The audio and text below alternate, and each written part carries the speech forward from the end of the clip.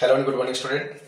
আজকে আমরা সাজেশন 2025-এর জন্য এসেছি। তো এই কথাটার উপরে কিছুটা আমার অস্বস্তি বড্ড। আমি দেখবে সাজেশন বিশেষ আপলোড করি না।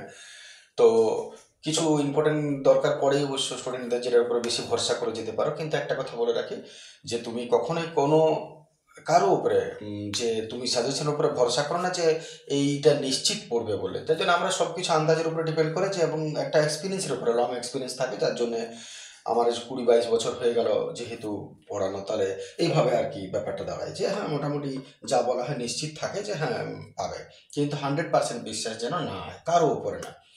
তো যাই হোক, আমি কোটা ইম্পর্টেন্ট উপপাদ্য তোমাদের বলছি, সময় নষ্ট নিশ্চয়ই করবো না। সেটা হচ্ছে উপপাদ্য যেগুলো আশা করছি এর মধ্যে তুমি নিশ্চিত পেয়ে যাবে। মেবি দুটোই হয়তো কমন হতে পারে, না হলেও একটা নিশ্চিত কমন থাকার কথাই বটে। 32 উপপাদ্য, উপপাদ্য 33, উপপাদ্য 34, এদিকে তিনটা তুমি দেখবে, আর শেষ দিকে 48, 49 আর 50, এই ছটাকে আমি আপাতত আমি বলে রাখলাম। 32, 33, 34 আর 48, 49, 50। আশা করি এর মধ্যে নিশ্চিত তোমরা পেয়ে যাবে। আশা করি দুটোই হতে পারে, একটা তো নিশ্চিত হবে। ঠিক আছে। এর মধ্যে আরেকটা কথা বলার আছে যে যেহেতু বললাম সাজেশনের উপরে খুব বেশি ভরসা নিশ্চয়ই কারো করবে না, তুমি কারো না।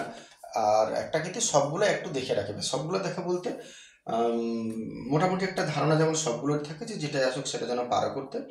এবং আমি এর মধ্যে একটা কথা বলে রাখি, একটা আমার ভিডিও আছে দেখবে, আমি সব উপপাদ্যগুলোকে একসঙ্গে একটা জায়গার মধ্যে বুঝিয়েছি খুব কম সময়ের মধ্যে, দ্রুত যাতে তুমি প্র্যাকটিস করতে পারো। আমি রেকমেন্ড করবো যেমন ওই ভিডিওটা তুমি একটু দেখে নাও। আর বাকি ভিডিও তো আমার ছাড়াই আছে, সবগুলো উপপাদ্য তোমরা এই প্লে লিস্টে পেয়ে যাবে, ওটা তোমরা দেখে নেবে সেটা। ঠিক আছে। আর দ্বিতীয়ত সম্পাদ্যের ব্যাপার একটা বলি যে